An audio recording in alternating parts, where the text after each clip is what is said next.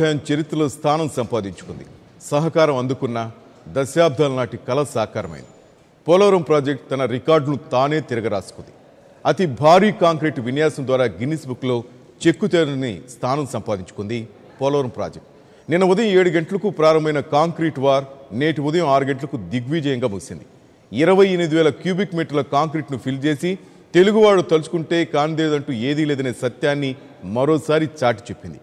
నవోగా engineers AP సర్కార్ జమిలీగా లెక్కించిన ఈ చరిత్ర భవిష్యత్తుకు స్ఫూర్తిని మాత్రమే కాదు, ఓ నిండు భరోసాను కూడా కానుగ్గా ఇచ్చింది.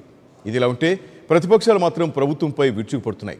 ప్రచార ఆర్భాటం తప్పితే ఇంకేమీ లేదని విపక్షాలు తూర్పారబడుతున్నారు.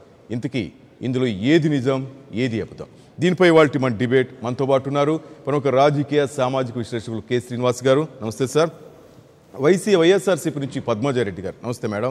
అలాగే ఫోన్ లైన్లో మరి కొద్దిసేపట్లో మనతో కాంటాక్ట్ ఉన్నారు కళ్యాణ్ దిలీప్ శంకర్, అలాగే టీడీపీ నుంచి వేల్పూరి శ్రీనివాస్ గారు. ముందుగా పద్మజారెడ్డి గారు ఏమంటారు? ఘన విజయం సాధించారు చంద్రబాబు చెప్తున్న ఈరోజు గిన్నీస్ బుక్ రికార్డ్స్ నుంచి అవార్డు కూడా అందుకున్నారు ఆయన స్వయంగా. మీరు అన్నట్టు మనం అనుకున్నట్టు తెలుగు ప్రజలందరికీ తెలుసండి మన శక్తి సామర్థ్యాలు ఏంటో, మన నైపుణ్యత ఏంటో. అవకాశం ఇచ్చిన ప్రతి చోట తమ సమర్థతను నిరూపించుకుంటూనే వస్తున్నారు. కానీ ఈ విషయం తెలియాల్సింది మాత్రం, దీని మీద క్లారిటీ రావాల్సింది మాత్రం కేవలం చంద్రబాబు నాయుడు గారికి. ఎందుకంటే గత వారం 10 రోజుల క్రితం తిరుపతిలో ఒక సిలికాన్ సిటీ చేయబోతున్నాము అని చెప్తూ చైనాను గురించి ఆయన పొగిడిన తీరును చూస్తే ఇక్కడ దాన్ని ఒకసారి ప్రస్తావించాలనిపిస్తోంది నాకు. ఎందుకంటే చైనాలో ఉన్న సాంకేతిక నిపుణత, అక్కడ ఇంజనీర్లన్నీ 9 రోజుల్లో నేను ఒక ప్రాజెక్ట్ కట్టమని నేను అడిగితే అదే మన వాళ్ళ అయింటే 9 రోజుల అన్ని రోజుల్లో ఎలా చేయగలుగుతామని చెప్పుండేవాళ్ళు. అదే చైనా నుంచి వచ్చినటువంటి నిపుణులు మాత్రం మేము 8 రోజులకే ఇస్తామని చెప్పారు అని చెప్పిన రోజు ఒక తెలుగు బిడ్డగా మా మనసు చాలా చివుక్కుమన్నది. అంత చిన్నతనం చేసి తక్కువగా చేసి మాట్లాడే తీరు తెలుగుదేశం అని పేరు పెట్టుకున్న ఒక పార్టీ అధినేతకి, తెలుగు ప్రజలకి, ఆంధ్ర ప్రజల ముఖ్యమంత్రికి తగున? ఆయన మైండ్ సెట్ ఎలా ఉంది? మాట్లాడితే ఏ విదేశానికి వెళ్ళొస్తే ఆ విదేశం గురించి మాట్లాడుతూ వచ్చేవాళ్ళు. దాన్ని మరింత కించపరిచి తక్కువ చేసి మాట్లాడిన తీరు ఈరోజు చంపపెట్టు లాంటి సమాధానం తెలుగు నైపుణ్యం చూపించి గిన్నిస్ బుక్ రికార్డ్ సాధించారు. దాన్ని అభినందించాలి. ఎందుకంటే మొన్న కాళేశ్వరంలో కూడా ఇదే విధంగా రికార్డుని కొన్ని బద్దలు కొట్టారు వాళ్ళు, అతి తొందరగా కంప్లీట్ చేసినామనేసి. రేపు ఇంకొకటి, ఇప్పుడు 16 రోజుల క్రితం దుబాయ్లో ఉన్న రికార్డుని బద్దలు చేశామని ఇప్పుడు చెప్పుకుంటున్నారు. ఇంకొక 10 రోజుల తర్వాత మన రికార్డుని బద్దలు కొట్టే సాంకేతిక నైపుణ్యత ఇంకొక ఏరియాలో రావచ్చు. అది పెద్ద విషయం కాదంటున్నాను.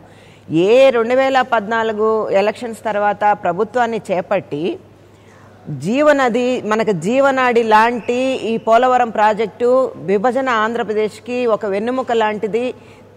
జరిగిన నష్టాన్ని ఓవర్లాప్ చేయాలంటే డెఫినెట్గా ఇది ప్రాజెక్టు పూర్తి అవ్వాలి అనే అంశాన్ని కేంద్రం కట్టి మనకు అప్పగించాల్సినటువంటి అంశాన్ని కాంట్రాక్టుల కోసమో కమిషన్ల కోసం కక్కుర్తిపడి ఆయన చేపట్టారు. రాష్ట్ర ప్రభుత్వమే కడుతుందని చెప్పారు. ఓకే, కాదని చెప్పలేదు. ఆ రోజు ఉన్నటువంటి బడ్జెట్ ఏంటి, ఈ రోజు అయినటువంటి బడ్జెట్ ఏంటి? ఈరోజు భూమి ఎర్త్ లెవెల్లో ఉన్నటువంటి ఒక కాంక్రీట్ని, ఒక ఫౌండేషన్ని కంప్లీట్ చేసుకోవడానికి ఒక రికార్డు సృష్టించి ఉండవచ్చు కానీ దీనికి ముందు ఎన్ని శంకుస్థాపనలు చేశారు, ఎన్ని ఓపెనింగ్లు చేశారు, ఎన్ని ప్రారంభోత్సవాలు చేశారు, ఎంత చేసినప్పటికీ ఎన్ని డేట్లు ఇచ్చారు.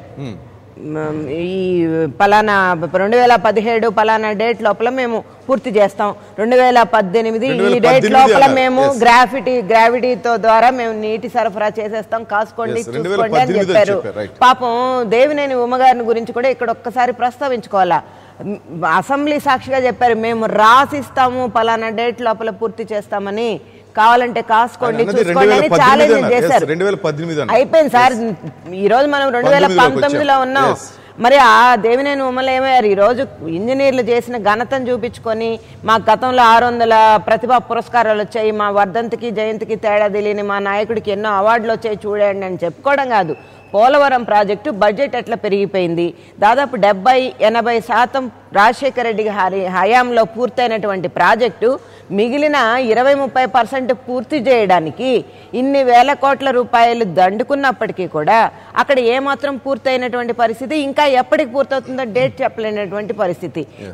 చిన్న ఇటువంటి ఘనతలను చూపించి గతంలో చేసినటువంటి ఆ అవినీతి ఆ ఆరోపణల నుంచి తప్పించుకుందామనో లేదంటే ఇన్ని నాళ్లు జరిగిన ఆలస్యాన్ని కప్పిపుచ్చుకుందామనో కారణం చెప్తున్నారు. కేంద్రం నుంచి మాకు నిధులు లేదు, కేంద్రం నుంచి 4.5 సంవత్సర కాలం పాటు అదే కేంద్ర ప్రభుత్వంలో మంత్రులుగా కేబినెట్ మంత్రులుగా కొనసాగినటువంటి తెలుగుదేశం పార్టీ నాయకులు ఈరోజు జవాబు చెప్పి తీరాల.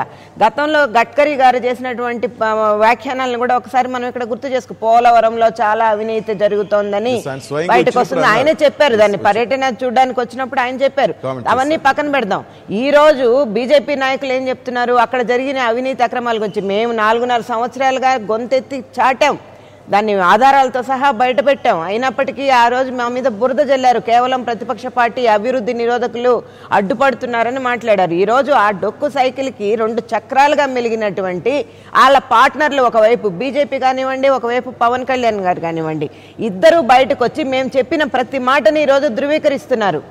అదేవిధంగా కాంగ్రెస్ పార్టీతో ఈరోజు జతకట్టినప్పటికీ కూడా మొన్నటికి మన జూన్ 2018లో 4 సంవత్సరాల అతని అవినీతి పాలన పైన ఇంక్లూడింగ్ పోలవరం ప్రాజెక్టులో జరిగినటువంటి అక్రమాల గురించి ఛార్జ్ షీట్ విడుదల చేసినటువంటి కాంగ్రెస్ పార్టీ ఈరోజు అదే చంద్రబాబు నాయుడుతో జతకట్టి మరి ఆ వాటాలు వాళ్ళు చెప్పినటువంటి 4.5 లక్షల కోట్ల అవినీతిలో భాగస్వామ్యం కోసం వాటాల కోసం మరి వాళ్ళు అక్కడ చేరారా, లేదా వాళ్ళతో వచ్చినటువంటి వాటాల్లో తేడా కోసం ఈరోజు బీజేపీ బయటకు వచ్చి మేము చెప్పినటువంటి ఆరోపణలన్నింటినీ ఈరోజు ధృవీకరిస్తా ఉందా? ఇవన్నీ తేలవలసినటువంటి అవసరం ఉంది.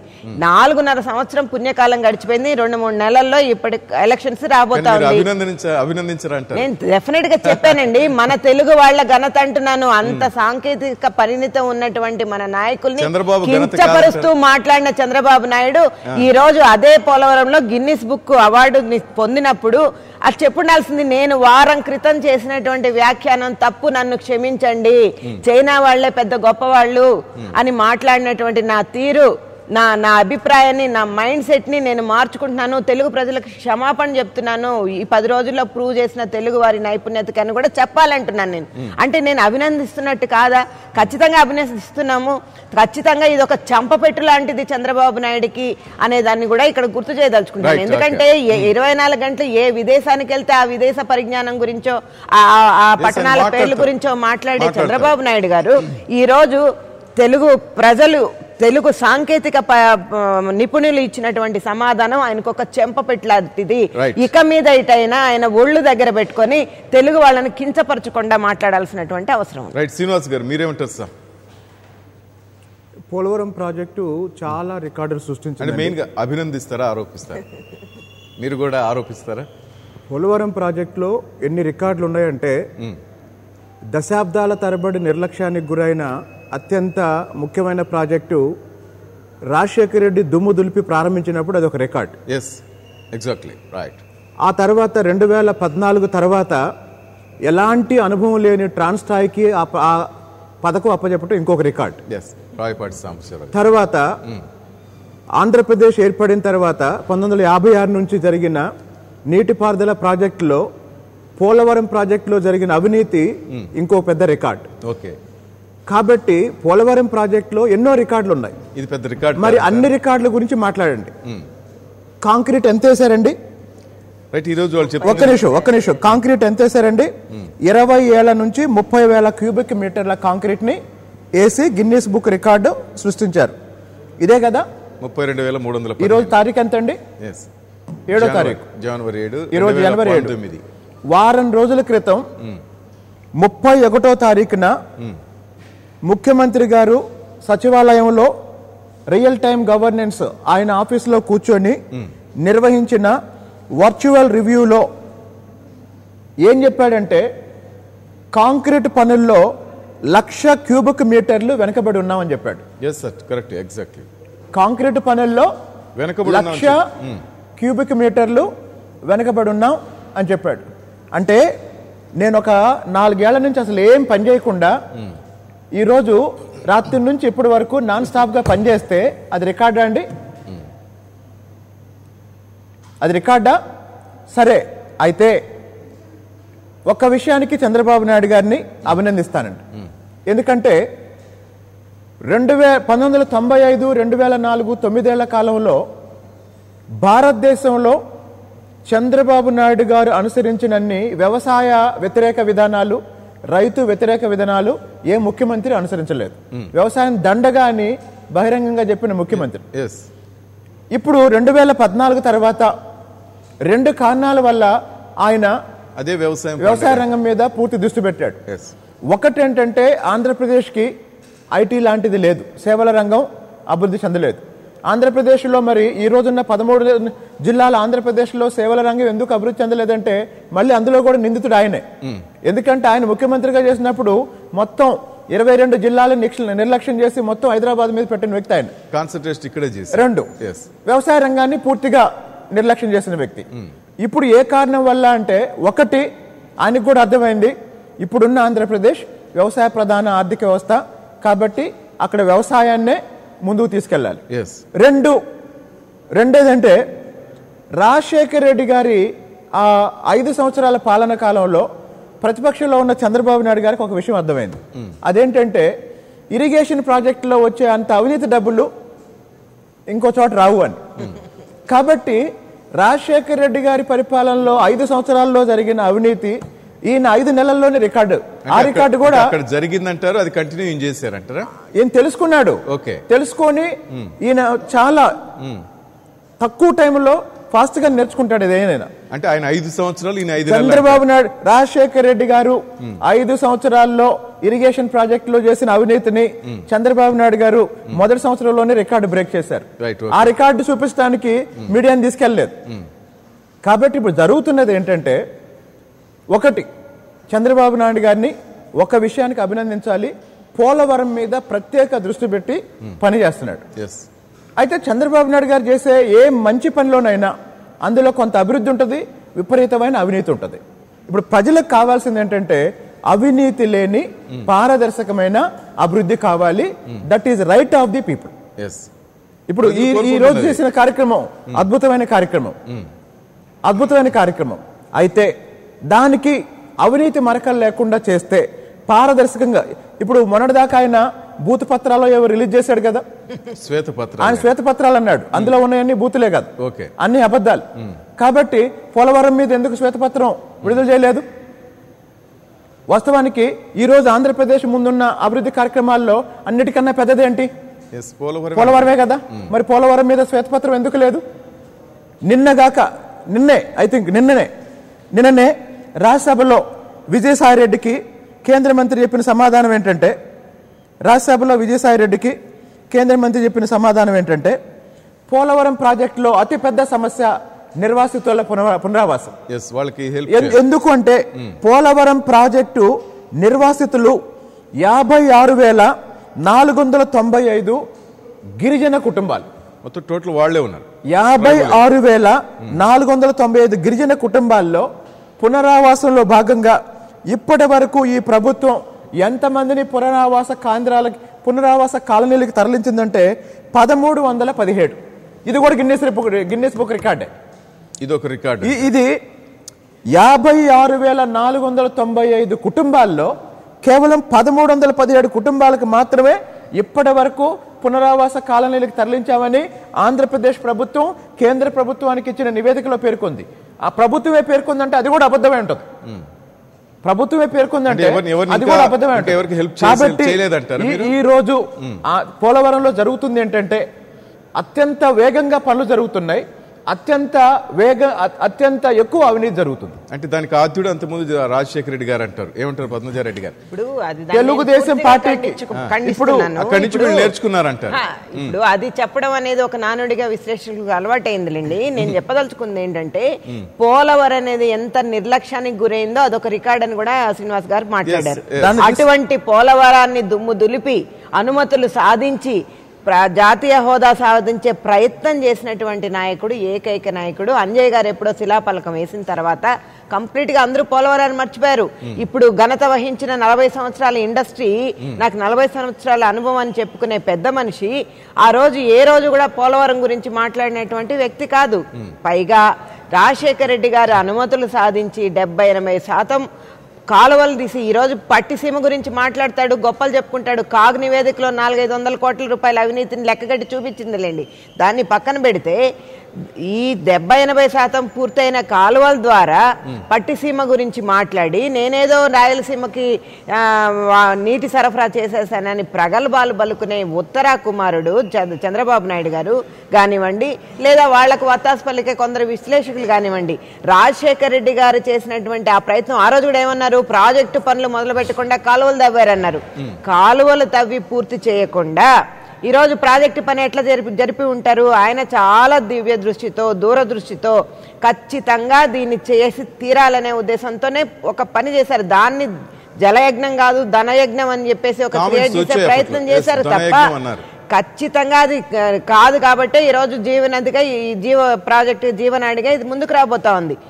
దాంట్లో ఏదైనా అవినీతి ఉంటే ఆధారంతో సహా చూపించండి, దాన్ని ఖచ్చితంగా ఎదుర్కోవడానికి సిద్ధంగా ఉన్నారు. ఎన్నో ఆయన మీద పెట్టిన అక్రమ కేసులు ఈ రోజు కూడా వాస్తవాలు కాదని తేటతెల్లమైపోతున్నాయి. డిశ్చార్జ్ లెవెల్ అవినీతి లేకుండా ఏ ప్రాజెక్టులు కట్టలేరా మేడం? ఏ నాయకుడైనా చిత్తశుద్ధి సంకల్పం ఉన్నటువంటి నాయకులు కావాలి. ఎవరైనా ఎటువంటి ప్రయత్నం చేసినప్పుడు ఆ భగీరథ ప్రయత్నానికి అడ్డుపుల్లలు వేసే ప్రతిపక్ష నాయకులు ఉన్నంత వరకు వాళ్ళకి రాష్ట్ర ప్రయోజనాలు ముఖ్యం కాదు, కేవలం స్వప్రయోజనాలు వాళ్ళ పార్టీ ప్రయోజనాలకు తప్ప అవినీతి దండుకొని ఆస్తులు పెంచుకోవడానికి తప్ప నిజంగా సంకల్పం ఉన్నట్టయితే పోలవరం ప్రాజెక్టుని 9 సంవత్సరాలు ఘనత వహించినటువంటి పాలన సాగించానని చెప్పుకునే చంద్రబాబు నాయుడు ఎందుకు ఆ రోజు చేయలేకపోయాడని నేను ఇక్కడ ప్రశ్నిస్తున్నాను. పోనీ ఈ ఒక బుద్ధి వచ్చింది, 10 సంవత్సరాల కాలం పాటు ప్రతిపక్షంలో కూర్చోవలసినటువంటి గతి పట్టింది ఆయన పాలనా విధానం బాలేదు కాబట్టి. ఇలాంటి ప్రతిపక్ష నేతే అడ్డుకుంటున్నారు. అదే చెప్తున్నాను సార్. ఈ రోజు అక్కడ జరిగిన 2014లో కేంద్ర ప్రభుత్వం కట్టి మనకు అప్పగించవలసినటువంటి బాధ్యత, హక్కు ఉన్నటువంటి ఆ ప్రాజెక్ట్ ని మెడల్ వంచి కేంద్రం దగ్గర సాధించే ప్రయత్నం చేయకుండా కాంట్రాక్ట్ల కోసం, కమిషన్ల కోసం కక్కుర్తిపడి రాష్ట్ర ప్రభుత్వం ఏ ఇంట్రెస్ట్ తీసుకుంది, ఏ ప్రతిపక్ష పార్టీలతో కూర్చొని డిస్కస్ చేసి చర్చల ద్వారా ఒక ఒప్పందానికి వచ్చి ఆ నిర్ణయం చేసింది కూడా ఇక్కడ తీరాలి కదా.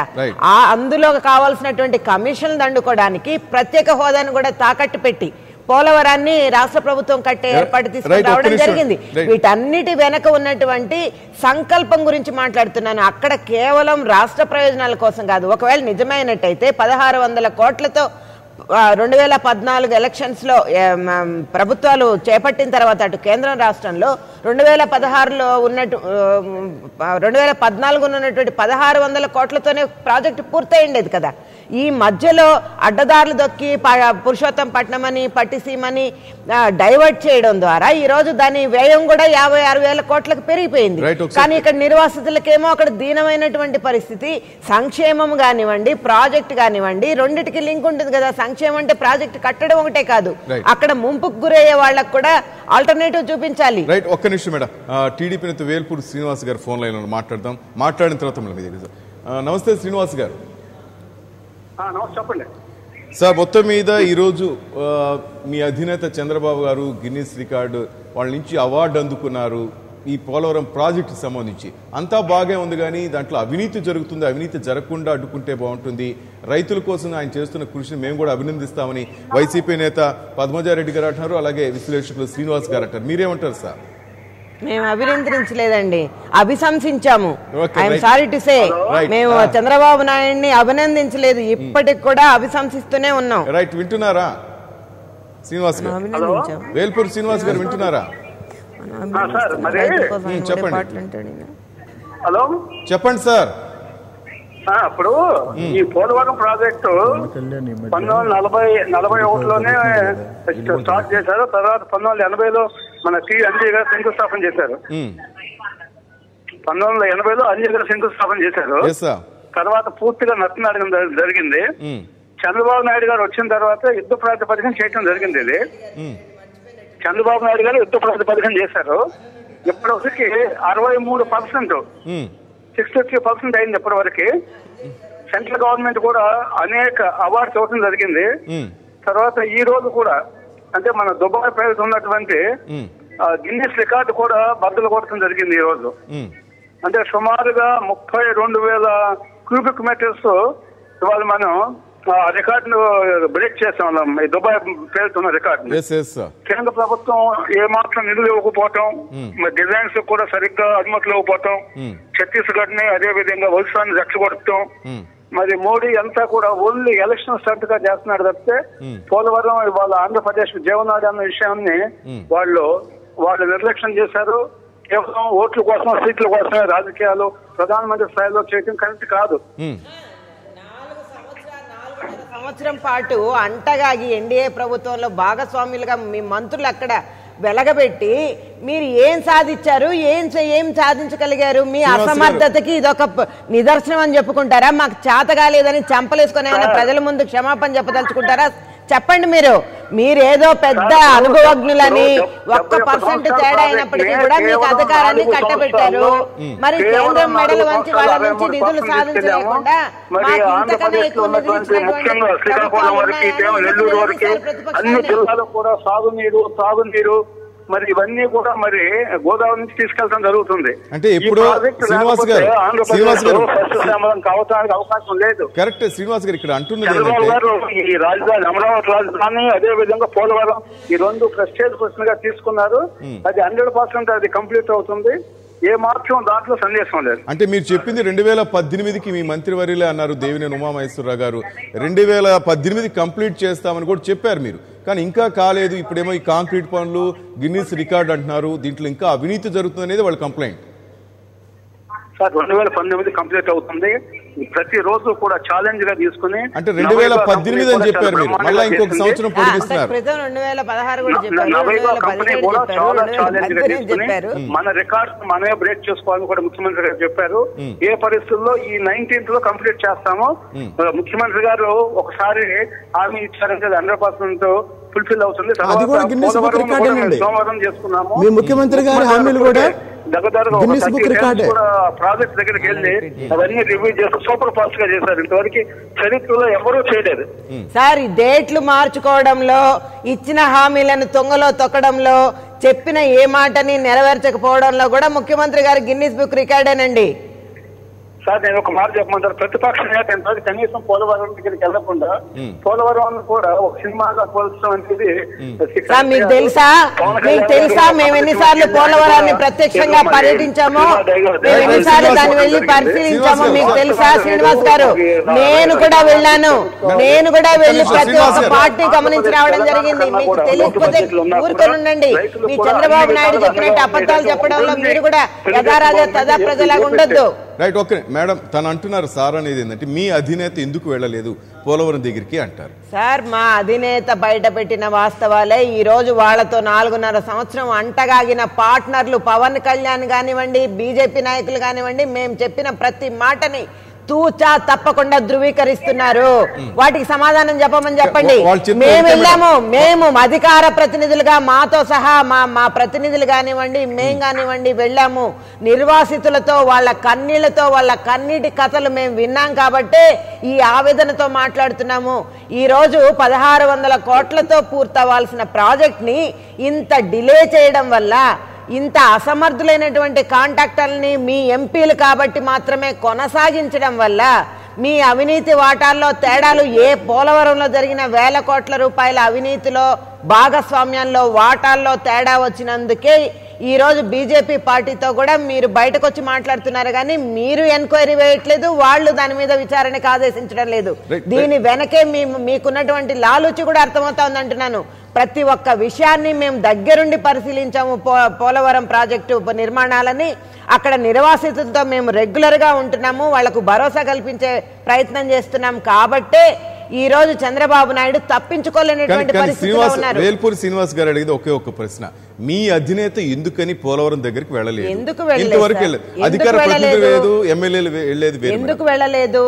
అనేక సార్లు నిర్వాసితులతో మాట్లాడడం జరిగింది. ఆయన ఆదేశాల మేరకు మేమందరం కూడా వెళ్ళడం జరిగింది. మా ఎంపీలు, మా ఎమ్మెల్యేలు, మా ఎమ్మెల్సీలు, మా ప్రజాప్రతినిధులు, మా కార్యకర్తలతో సహా మేము అనేక పర్యటనలు చేశాం, ఇన్క్లూడింగ్ మై సెల్ఫ్. దగ్గరికి వెళ్ళి పోలవరంలో జరుగుతున్నటువంటి కట్టడాలని, నిర్మాణాలని మేము వెళ్ళి పరిశీలించడం జరిగింది. కాబట్టి ఇంత గంటపదంగా చెప్పగలం. శ్రీనివాస్ గారు, వైఎస్ఆర్సీపీ అధినేత జగన్ అసలు పోలవరం దగ్గరికి ఇప్పుడు వెళ్ళింది లేదు, ఇప్పుడు చూసింది లేదు, దానికి సంబంధించి ఆయనకి ఏ వర్క్ తెలియదు, ఆయన పోయి కామెంట్ చేస్తారా అంటున్నారు వేల్పూరి శ్రీనివాస్ గారు. ఒక ప్రతిపక్ష నేత అయ్యిండి, ఎందుకు వెళ్ళలేదు ఆయన? 2004, 2009 రాజశేఖర రెడ్డి గారు ముఖ్యమంత్రి ఉన్నప్పుడు చంద్రబాబు నాయుడు గారు ఎన్ని ప్రాజెక్టుల దగ్గరికి వెళ్ళారండి? ఎన్ని ప్రాజెక్టుల దగ్గరికి వెళ్ళారు? ఇప్పుడు ప్రతిపక్షం పార్టీ, ప్రతిపక్షం అంటే జగన్మోహన్ రెడ్డి కాదు కదా. అంటే అప్పుడు చంద్రబాబు వెళ్ళలేదు కాబట్టి ఇప్పుడు జగన్ వెళ్ళలేదు అంటారా? లేదు, ఇప్పుడు ప్రతిపక్షం పార్టీ ఏ విషయానికైనా ఆ పార్టీ ప్రతినిధి బృందం వెళ్తే ప్రతిపక్షం అంటే ప్రజాస్వామ్యంలో కావాల్సింది ఏంటంటే జరుగుతున్న ప్రాజెక్టు నిర్మాణానికి సంబంధించి ప్రతిపక్షం సహకరిస్తుందా లేదా, లేదా ఈ 4.5 ఏళ్లలో పోలవరం ప్రాజెక్టు నిర్మాణాన్ని ఇబ్బంది కలిగించే పని ప్రతిపక్షం ఏమైనా చేసిందా, చేస్తే అది తప్పు.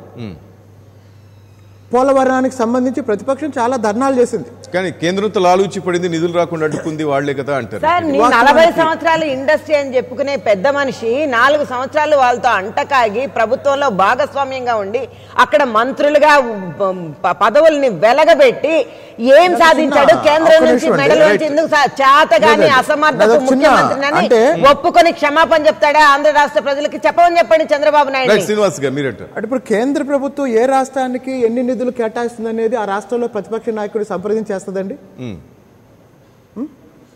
అంటే ఒకవేళ నరేంద్ర మోడీ జగన్మోహన్ రెడ్డి డైరెక్షన్ లో పనిచేస్తుంటే వాళ్ళు చెప్తుంది అది ఇద్దరి మధ్య రిలేషన్ ఉంది, సమ్ డైరెక్షన్స్ అంటారు కదా, ఢిల్లీ నుంచి డైరెక్షన్ అంటారు కదా.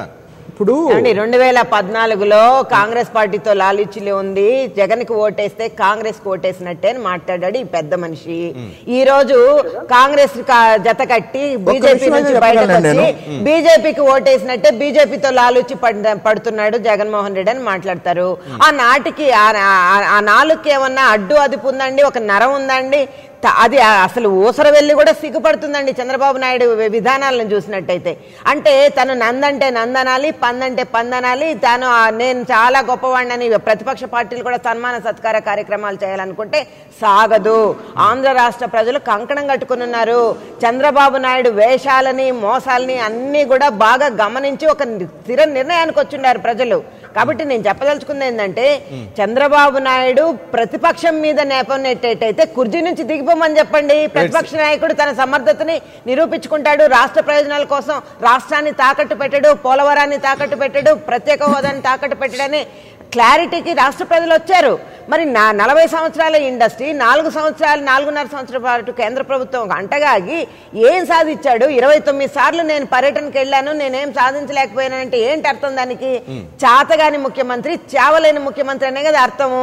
ఇప్పటికైనా ప్రజలకు ఒక క్లారిటీ వచ్చింది కదా ఆయన 40 సంవత్సరాలు పనికిరాలేదని.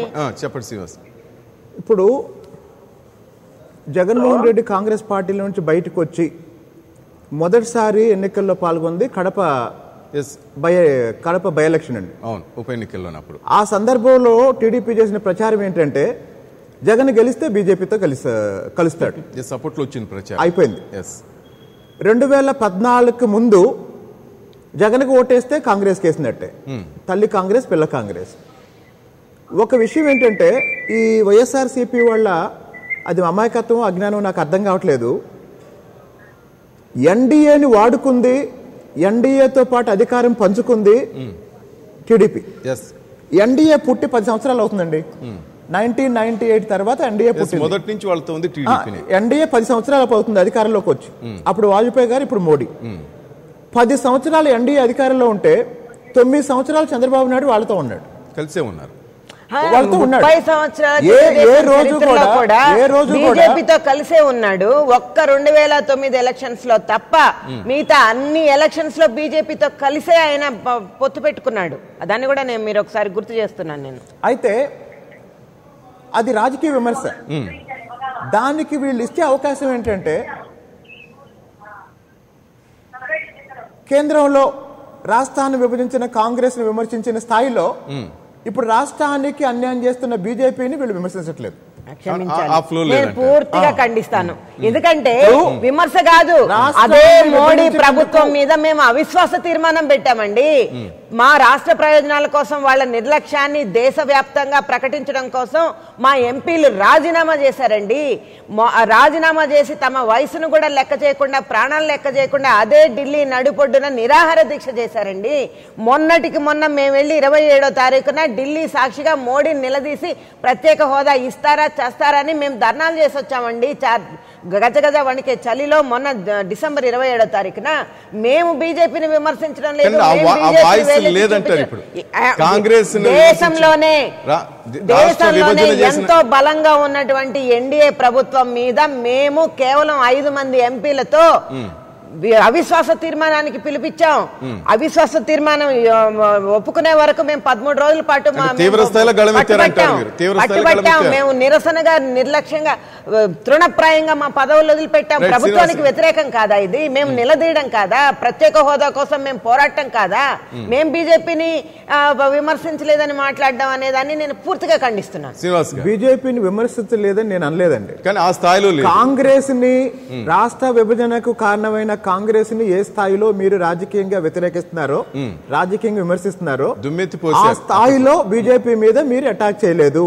అది ఆ విధంగా చేయటం వల్ల మీరు చంద్రబాబు నాయుడుకి అవకాశం ఇచ్చారు. అది నేను చెప్పేది.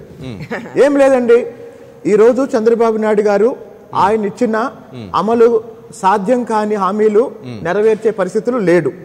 ఇప్పుడు చంద్రబాబు నాయుడు గారికి కలిసి వచ్చే ఒకే అంశం ఏంటంటే వీళ్ళు చేసే తప్పులు వీళ్ళ వ్యూహాల్లో ఉన్న తప్పులు, అంతే. వీళ్ళు చేసే తప్పులు వీళ్ళ వ్యూహాల్లో ఉన్న తప్పులు. ఇందాక మీరు అడిగారు ప్రతిపక్ష నాయకుడు ఎందుకు వెళ్ళలేదు అని. వాస్తవానికి వీళ్ళు వెళ్ళారండి. అయితే వీళ్ళు వెళ్ళారు. వీళ్ళు వెళ్ళటానికి గంట ముందో 2 గంటల ముందో అప్పట్లో కలిసి ఉన్నప్పుడు పవన్ కళ్యాణ్ గారిని పంపించారు.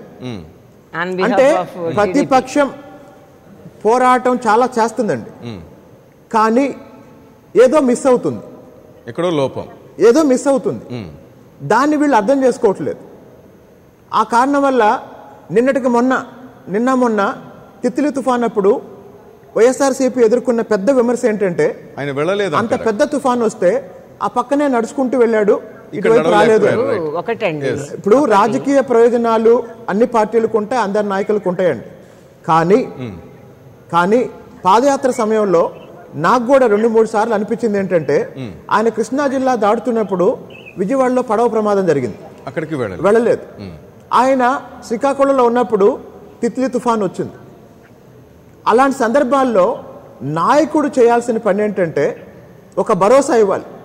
అయితే ఆయన చెప్పిన కారణం ఏంటి, పవన్ కళ్యాణ్ గారు జగన్మోహన్ రెడ్డి గారు చెప్పిన కారణం ఏంటంటే అలాంటి విపత్తు జరిగిన వెంటనే పెద్ద నాయకులు వెళ్తే అక్కడ పునరావాస కార్యక్రమాలకు నష్టం జరిగింది.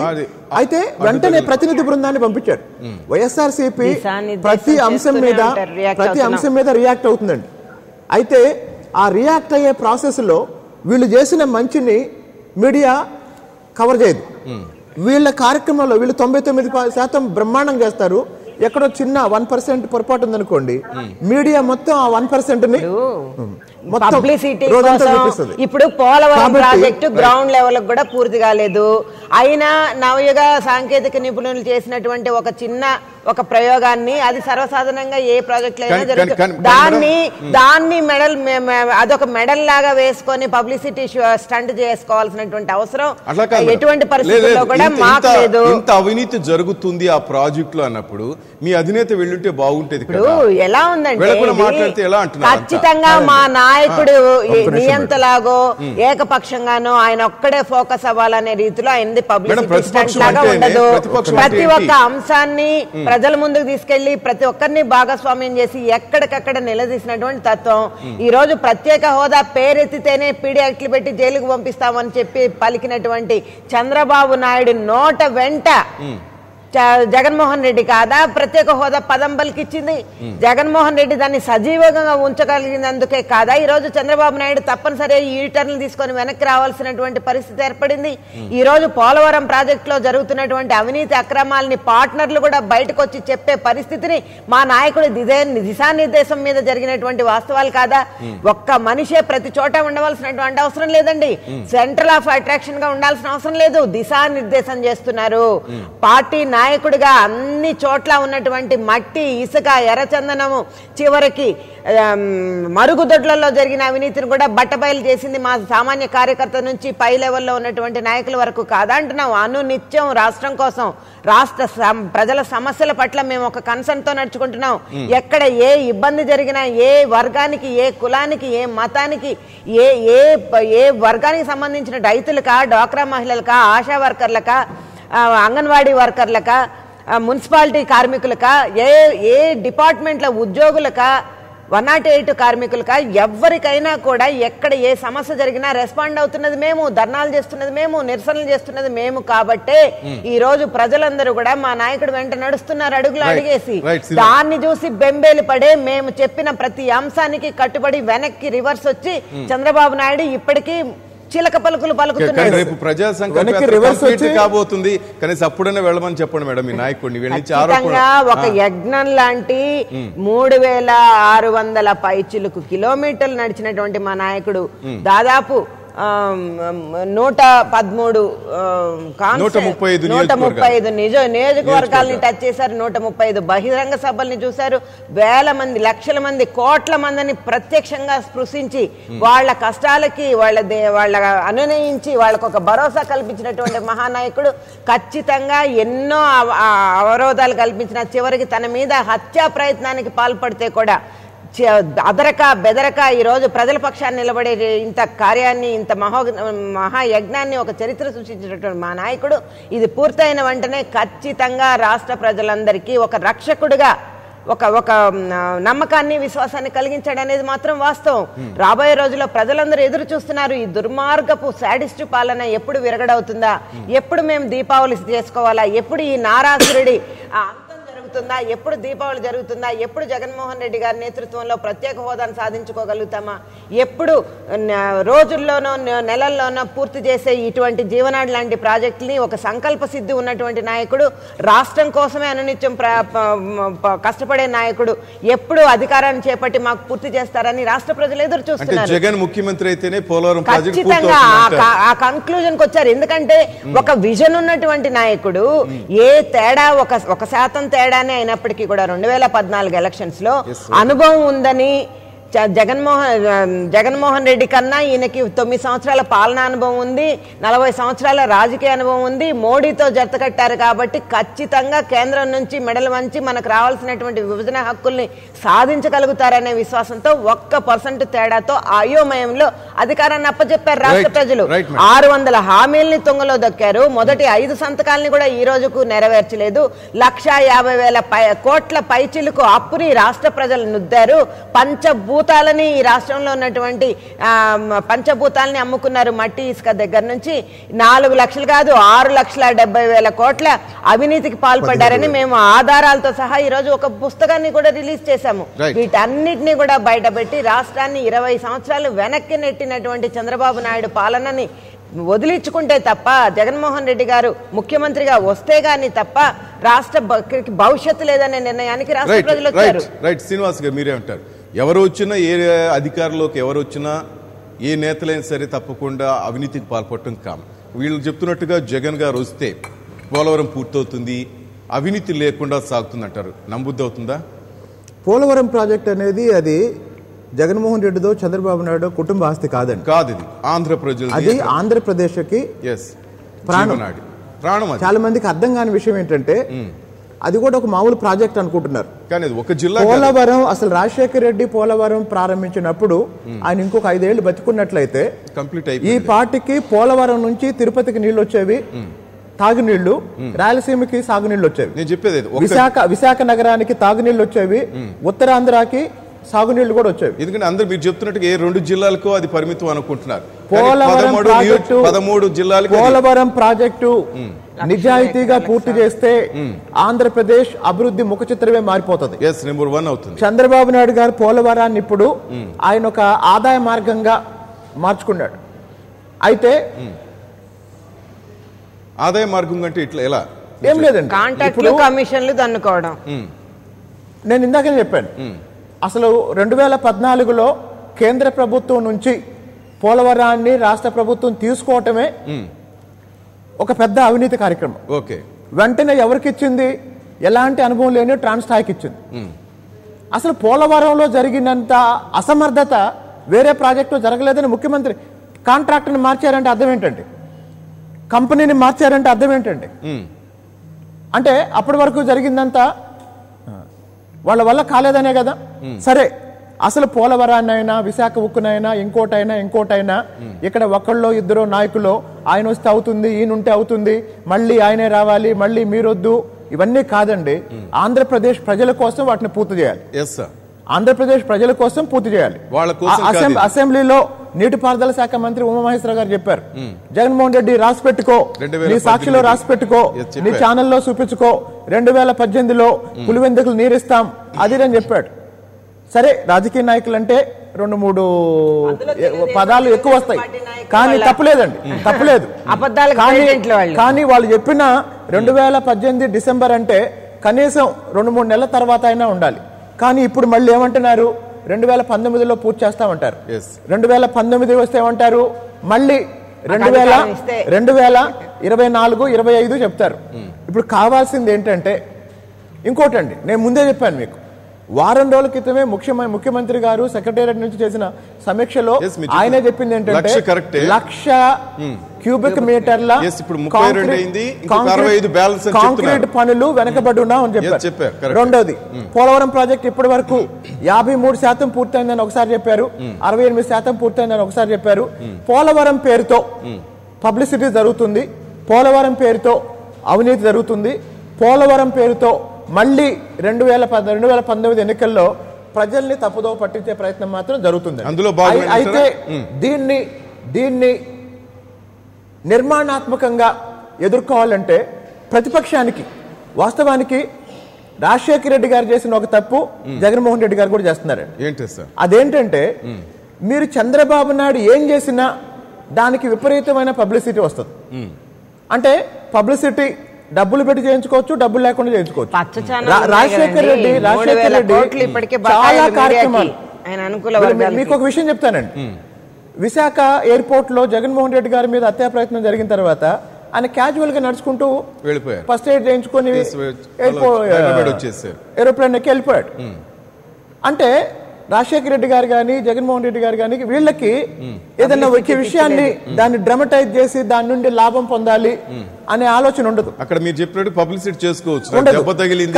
కానీ ఇక్కడ ఉన్నదేమో ఈవెంట్ మేనేజర్. ఏం జరిగినా కూడా సార్, సింపుల్ లాజిక్ అండి. ఒక ప్రాజెక్ట్ నిర్మాణం జరుగుతుంది, అందులో కాంక్రీట్ వేయకుండా బోర్డు ఏమైనా వేస్తారా? అందులో కాంక్రీట్ వేయకుండా ఏమేస్తారండి? కాంక్రీటే కదా వేస్తారు. కాకపోతే మరి ఇప్పుడు ఈ స్థాయిలో పనిచేస్తారంటే ప్రాజెక్టు త్వరగా పూర్తయితే అది అందరికీ మంచిది. కానీ దాని పేరుతో జరుగుతున్న పబ్లిసిటీ మాత్రం దాని పేరుతో అన్ని ఛానల్లో జరుగుతున్న పబ్లిసిటీ మాత్రం అది పోలవరం అనేది ఆంధ్రప్రదేశ్ ప్రజల కోసం అరవాలండి. కానీ అది చంద్రబాబు నాయుడు గారి కోసం, తెలుగుదేశం పార్టీ కోసం, 2019 ఎన్నికల కోసం మాత్రం కాకూడదు. ఆయన చెప్తుంది అదే, నీరు ప్రగతికి అభివృద్ధికి మూలం. అదే మీరు చెప్తున్నట్టుగా పబ్లిసిటీ చేసుకోవాల్సిన అవసరం లేదు నాకు అంటున్నారు చంద్రబాబు గారు. పబ్లిసిటీ చేసుకోవాల్సిన అవసరం లేనప్పుడు చిన్న విషయం అండి, మీరు ఈ ఛానల్లో ఒక ఉద్యోగిగా అక్కడ కూర్చొని పనిచేస్తున్నారు, గంటకు ఒకసారి మీ చైర్మన్ చూస్తే ఎలా ఉంటది? మరి ప్రతి సోమవారం వెళ్ళటం ఏంటి? అంటే ఆయన బాధ్యత కాదంటారు. అది బాధ్యత ముఖ్యమంత్రి బాధ్యత కాదంటారు. ముఖ్యమంత్రి ప్రతి వారం వెళ్తేనే అక్కడ పనులు జరుగుతాయా? ఒక ముఖ్యమంత్రి ప్రతి వారం వెళితేనే 2 రోజుల క్రితం సినిమా నటుడు శివాజీ గారు ఓ ప్రెస్ మీట్ పెట్టి చుక్కల భూముల గురించి మాట్లాడారు. ఆ ప్రెస్ మీట్ లో నాకు అర్థమైంది ఏంటంటే ఈ ముఖ్యమంత్రిని అధికారులు ఎవరూ కేర్ చేయట్లేదు. ఈ ముఖ్యమంత్రి అసమర్థత కారణంగా అధికారులు, కలెక్టర్లు ప్రభుత్వం మాట వినట్లేదు. శివాజీ చెప్పింది అదే కదా. చెప్పదలుచుకుంటున్నాను. శివాజీ ఇంతకు ముందు పాపం ఆపరేషన్ ఆవడ పెరుగువడ ఏదో చెప్పాడు. ఆ రోజు కూడా చంద్రబాబు నాయుడు ఇంటెలిజెన్స్ లో పూర్తిగా ఈ ప్రభుత్వం ఫెయిల్ అయిందని కూడా మనం చెప్పాలి. ఆయన చెప్పినట్టే ఈ రోజు ప్రతిపక్ష నాయకుడి మీద హత్యాయత్నం జరిగింది. మరి అతని మీద విచారణ లేదు, అతనికి ఇలాంటి ఇన్ఫర్మేషన్లు వస్తున్నాయో ఈ రోజు కూడా ఆయన మీద ఒక అరెస్ట్ చేసో ఆయన మీద విచారణ చేసో బయటకు తీయలేటువంటి అసమర్థత. మరి ఆయన చెప్తున్నట్టు ఈ రోజు ముఖ్యమంత్రి సంతకం పెట్టిన, ముఖ్యమంత్రి ఆదేశించిన IAS ఆఫీసర్లు పనిచేయట్లేదు అని మాట్లాడుతున్నాడంటే ఈ రాష్ట్రానికి ఏమన్నా క్యాబినెట్ ఉందా అని మాకు అనుమానం వస్తా ఉంది. హోంమంత్రి ఉన్నాడా, ఇంటెలిజెన్స్ ఫెయిల్యూరు. మరి రెవెన్యూ మినిస్టర్ చేయాల్సినటువంటి చూసుకోవాల్సినటువంటి అంశాలు శివాజీకి తెలుస్తున్నాయి కానీ ముఖ్యమంత్రి ఆదేశాలకు కూడా పనిచేయలేనటువంటి పరిస్థితుల్లో ఈ రోజు నిర్వీర్యం అయిపోయింది కేబినెట్. అంటే ఈ ఇంకా 3 నెలలు ఈ దౌర్భాగ్యపు పాలన ఆంధ్ర రాష్ట్ర ప్రజలకు అవసరమా అని మేము ప్రశ్నిస్తున్నాం. యనమల రామకృష్ణుడు గారు బయట రాడు, ఫైనాన్స్ మినిస్టర్లు మాట్లాడాల్సిన మాటలు కుటుంబరావు గారు వచ్చి మాట్లాడతారు ఇక్కడ ఏం జరిగింది ఏం జరగబోతోందని. ఆయనేమో పిప్పు పెన్ను రిపేర్ కి 3.5 లక్షలు ఖర్చు పెట్టి పాపం సింగపూర్ లో పోయి పడుకుంటున్నారా, బయట వస్తున్నారా మాకు అర్థం కావట్లా. ఫైనాన్స్ మినిస్టర్ ఉన్నాడా, హోమ్ మినిస్టర్ ఉన్నాడా? ప్రశ్నిస్తే బాగుంటుంది కదా. ఈ ప్రశ్నలు మేము అసెంబ్లీలో మాట్లాడినా ఒక టెంపుల్ ఆఫ్ డెమోక్రసీగా ఉండాల్సినటువంటి ఒక అసెంబ్లీగా ఉందండి. అక్కడ స్పీకర్ వ్యవస్థ నడుస్తుందా, అక్కడ గవర్నర్ల వ్యవస్థ నడుస్తుందా, అక్కడ 4 మంత్రులుగా పనిచేస్తున్నటువంటి నాయకులు వైఎస్ఆర్సీపీ నేతలు ఏం మాట్లాడి 4 సంవత్సరాల కాలం పాటు మేము చేసినటువంటి పోరాటాన్ని అక్కడ పట్టించుకోలే. ఈ రోజు ప్రత్యేక హోదా కోసం అక్కడ తీర్మానాలు పెట్టిన పెద్ద మనిషి దాన్ని నిర్వీర్యం చేస్తూ ఆ రోజు మేము చూపించాం 14వ ఆర్థిక సంఘానికి సంబంధం లేదు, పలానా అభిజిత్ సింగ్ గారు ఇలా మాట్లాడారు అని మాట్లాడితే ఆ రోజు మమ్మల్ని కొట్టిపారేశారు, మా మీద దాడికి ప్రయత్నించారు. మేము చివరికి వాకౌట్ చేసి వెళ్లాల్సిన పరిస్థితి. మేము మాట్లాడుతుంటే మా మైకులు కట్ చేశారు, మా నాయకుడు మాట్లాడుతుంటే. మేము చెప్పిన ప్రతి అంశాన్ని ప్యాకేజీకి ఒప్పుకోవద్దు, ప్రత్యేక హోదా మనకు తీరాల్సిందే అని మాట్లాడితే ప్యాకేజీకి మించింది ఉందా అని అడిగారు. అసలు మీకున్నంత మూర్ఖత్వం ఇంకోటి ఉందా, మీకు అసలు తెలివి జ్ఞానం ఉందా, నాకన్నా ఎక్కువ నిధులు సంపాదించిన వాడు ఉన్నాడా అని మాట్లాడారు. ఆ రోజు అసెంబ్లీ సాక్షిగా ఈ ప్రధాని నా అనుభవంలో, నా 40 సంవత్సరాల అనుభవంలో స్వతంత్ర భారతదేశంలోని ఇంత గొప్ప ప్రధాని లేడని ఆ రోజు అసెంబ్లీలో మాట్లాడారు. ఈ రోజు ధర్మ పోరాట దీక్షలు పెట్టి ప్రజల సొమ్ముతో అటువంటి ప్రధాని అవసరమా మనకు, అటువంటి నిర్లక్ష్యం చేసిన ప్రధాని అని మాట్లాడుతున్నారు. మరి దాని మీద కూడా ఒక శ్వేతపత్రం ఇవ్వాలి కదా. అసెంబ్లీ సాక్షిగా ఆయన మాట్లాడిన మాటలకు ఆయనకే విలువ లేదు. దెయ్యాల వేదాల వాళ్ళు ఇచ్చినట్టు అసెంబ్లీ గురించి మాట్లాడడం పద్ధతి కాదు. 23 మంది ఎమ్మెల్యేలు 4 మంత్రులు అయినటువంటి తీరుని దాన్ని ఒక శాసనసభ అంటారా, దాన్ని ఒక శ్మశానం అనాలా? రైట్ మేడం, ఎవరు ఏ విధంగా అనుకున్నా కూడా ఒకవేళ అందరూ ఆంధ్ర ప్రజలు కోరుకుంటున్నట్టు శ్రీనివాస్ గారు అన్నట్టుగా పోలవరం ప్రాజెక్టు కానీ పూర్తయితే దాదాపు 38,78 లక్షల ఎకరాలకు సాగునీరు, 540 గ్రామాలకు చెందిన 28,5 లక్షల మందికి తాగునీరు, అలాగే జల విద్యుత్ కూడా సార్ 960 మెగావాట్ల జల, అన్ని మంచి ప్రయోజనాలే. కనీసం మీరు వచ్చినా, జగన్ గారు వచ్చినా పూర్తి చేస్తారో, లేదా చంద్రబాబు గారు పూర్తి చేస్తారు, ఎవరికైనా ఆంధ్ర ప్రజలు కోరుకునేది ఏంటంటే అవినీతి లేకుండా ఈ ప్రాజెక్ట్ పూర్తి కావాలి, ప్రజల కళ సాకారం కావాలని కోరుకుంటున్నారు madam. Thank you sir, thank you very much madam. Right, ఇది వాళ్ళ డిబేట్. Keep watching 99 TV.